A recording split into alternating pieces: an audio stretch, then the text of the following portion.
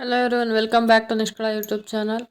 Please ನನ್ನ ಚಾನಲ್ನ subscribe ಮಾಡಿ, ಲೈಕ್ ಮಾಡಿ ಮತ್ತು ಶೇರ್ ಮಾಡಿ. ಈಗ ಆಲೂಗಡ್ಡೆ ಪಲ್ಯನ ಯಾವ ಥರ ಮಾಡೋದು ಅಂತ ನೋಡೋಣ. ಫಸ್ಟು ಬಾಣಲಿನ ಬಿಸಿ ಮಾಡಿ ಆಯಿಲ್ ಹಾಕ್ಬೇಕು. ಫಸ್ಟು ನಂತರ ಕರಿಬೇವನ್ನ ಹಾಕಬೇಕು.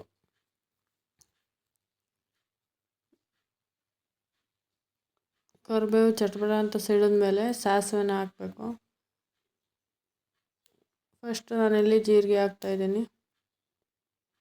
ಜೀರಿಗೆ ಮತ್ತು ಸಾಸಿವೆನ ಒಟ್ಟಿಗೆ ಹಾಕ್ತಾಯಿದ್ದೀನಿ ನಾನಿಲ್ಲಿ. ಅವೆಲ್ಲ ಎಣ್ಣೆಯಲ್ಲಿ ಫ್ರೈ ಆದ ನಂತರ ಇದಕ್ಕೆ ಹಸಿಮೆಣ್ಸಿಕಾಯಿನ ಹಾಕ್ತಾಯಿದ್ದೀನಿ. ಹಸಿಮೆಣ್ಸಿಕಾಯಿನ ಎಣ್ಣೆಯಲ್ಲಿ ಸ್ವಲ್ಪ ಬೇಯಿಸೋದ್ರಿಂದ ಒಂದು ಸ್ವಲ್ಪ ಜಾಸ್ತಿ ಎಣ್ಣೆಯಲ್ಲಿ ಹುರ್ಕೋಬೇಕು. ಯಾಕಂದರೆ ಹಂಗಾರೆ ಖಾರದ ಅಂಶ ಎಲ್ಲ ಹೋಗುತ್ತೆ. ಆವಾಗ ಆಲೂಗಡ್ಡೆ ಪಲ್ಯ ಹಾಗೂ ಟೇಸ್ಟ್ ಚೆನ್ನಾಗಿ ಕೊಡುತ್ತೆ. ಈಗ ನಾನು ಈರುಳ್ಳಿನ ಕಟ್ ಮಾಡಿ ಹಾಕೋತಾ ಇದ್ದೀನಿ.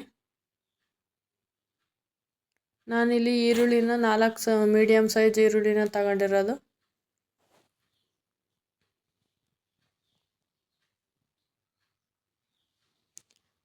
ಈ ಈರುಳ್ಳಿ ಹಾಕಿದ ತಕ್ಷಣ ಸ್ವಲ್ಪ ಬೇಯೋದಕ್ಕೆ ಉಪ್ಪು ಈಗಲೇ ಆ್ಯಡ್ ಮಾಡ್ತಾಯಿದ್ದೀನಿ. 1 ಟೇಬಲ್ ಸ್ಪೂನ್ ಉಪ್ಪನ್ನು ಹಾಕ್ತಾಯಿದ್ದೀನಿ.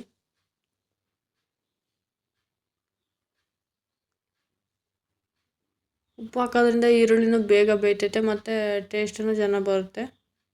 ಲಾಸ್ಟಿಗೆ ಉಪ್ಪು ಹಾಕೋದ್ರಿಂದ ಈರುಳ್ಳಿಗೆಲ್ಲ ಚೆನ್ನಾಗಿ ಉಪ್ಪು ಹತ್ತಿರಲ್ಲ. ಈ ಟೈಮಲ್ಲಿ ಉಪ್ಪು ಹಾಕಿದ್ರೆ ಈರುಳ್ಳಿಗೆ ಮತ್ತು ಇನ್ನು ನಾವೇನು ತರಕಾರಿ ಹಾಕ್ತೀವಲ್ಲ ಆವಾಗ ಈ ಉಪ್ಪೆಲ್ಲ ಚೆನ್ನಾಗಿ ಹತ್ತಿರುತ್ತೆ. ಈ ಟೈಮಲ್ಲಿ ನಾನಿಲ್ಲಿ 1 ಟೇಬಲ್ ಸ್ಪೂನ್ ಅರಿಶಿನ ಹಾಕ್ತಾಯಿದ್ದೀನಿ. ಅರಿಶಿನ ಹಾಕಿ ಚೆನ್ನಾಗಿ ಕೈ ಆಡಿಸ್ಬೇಕು. ಆವಾಗ ಎಲ್ಲ ಈರುಳ್ಳಿಗೂ ಮಿಕ್ಸ್ ಆಗುತ್ತೆ. ಅರಿಶಿನ ಹಾಕಿದ್ಮೇಲೆ ಒಂದು ಸ್ವಲ್ಪ ಹೊತ್ತು ಈರುಳ್ಳಿನ ಎಣ್ಣೆಗೆ ಫ್ರೈ ಮಾಡ್ತಿರ್ಬೇಕು. ಈರುಳ್ಳಿ ಚೆನ್ನಾಗಿ ಬೆಂದಷ್ಟು ಪಲ್ಯ ಚೆನ್ನಾಗಿ ಟೇಸ್ಟ್ ಬರುತ್ತೆ.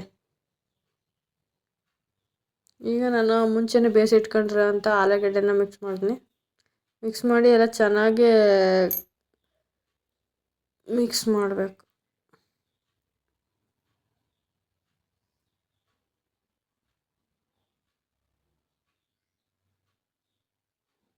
ನೀವು ಎಷ್ಟು ಎಣ್ಣೆ ಹಾಕಿ ಈರುಳ್ಳಿನ ಚೆನ್ನಾಗಿ ಹುರ್ಕೊಂಡಿರ್ತೀರೋ ಅಷ್ಟು ಚೆನ್ನಾಗಿ ಟೇಸ್ಟ್ ಬರ್ತಾ ಇರುತ್ತೆ. ಈ ಆಲೂಗಡ್ಡೆ ಪಲ್ಯ ಚಪಾತಿಗಾಗಿರ್ಬೋದು, ದೋಸೆಗಾಗಿರ್ಬೋದು ತುಂಬ ಸಖತ್ ಟೇಸ್ಟಿಯಾಗಿರುತ್ತೆ. ಈ ವಿಡಿಯೋ ಇಷ್ಟ ಆದರೆ ಲೈಕ್ ಮಾಡಿ, ಶೇರ್ ಮಾಡಿ, ಕಮೆಂಟ್ ಮಾಡಿ. Thank you.